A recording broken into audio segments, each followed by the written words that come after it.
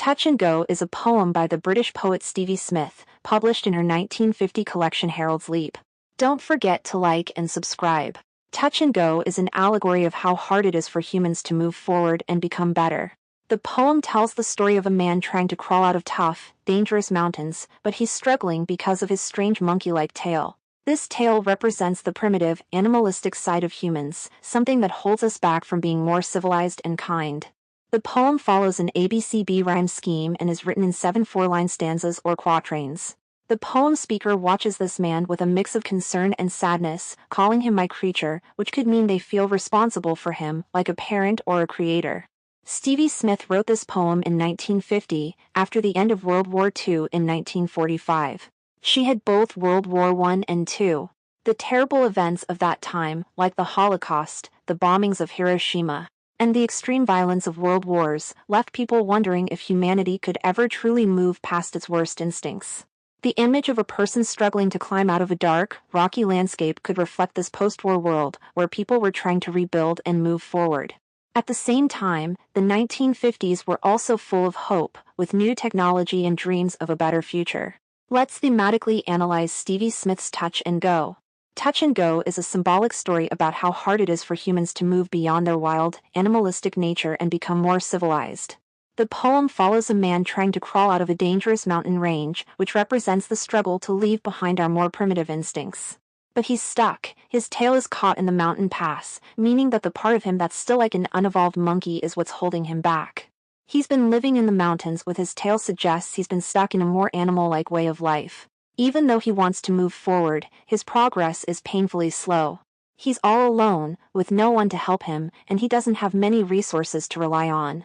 Meanwhile, enemies of man stand by and watch, possibly representing people who just accept the way things are instead of trying to change. Despite falling and struggling, the man keeps pushing forward with determination and willpower. The poem suggests that people and societies are always fighting against their more primitive instincts, constantly being pulled backwards.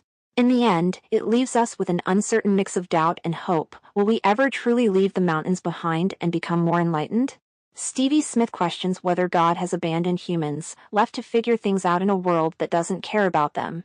The poem looks at how humans have worked to separate themselves from animals, trying to become more advanced and distinguished. Unlike other animals, we're never satisfied. We fight against our basic instincts, trying to improve ourselves, which sometimes puts us in conflict with nature itself.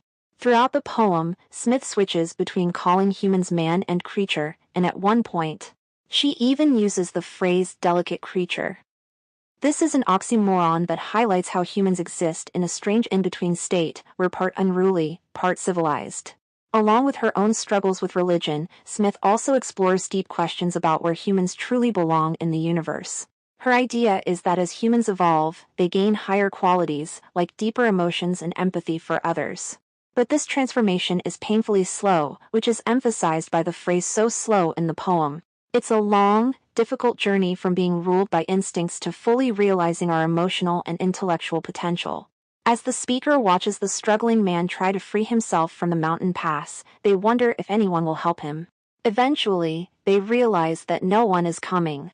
With no other option, they turn to prayer, asking whatever higher power might be listening to help the man, since he clearly isn't getting any support from the world around him. Right after the speaker prays, the man, who has been lying helpless with his face in the dust, finally moves. The speaker sees this as more than a prayer, which suggests that maybe the prayer actually worked, and some divine force gave the man strength.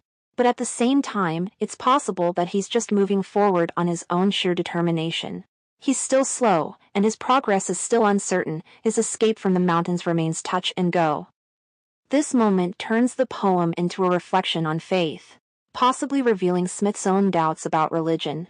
When humanity is at its lowest, suffering and feeling abandoned, its last instinct is to pray. The word pray doesn't even appear in the poem until the 6th stanza, which highlights how people often turn to faith only when they have no other choice.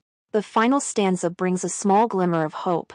The man does move forward, even if just barely.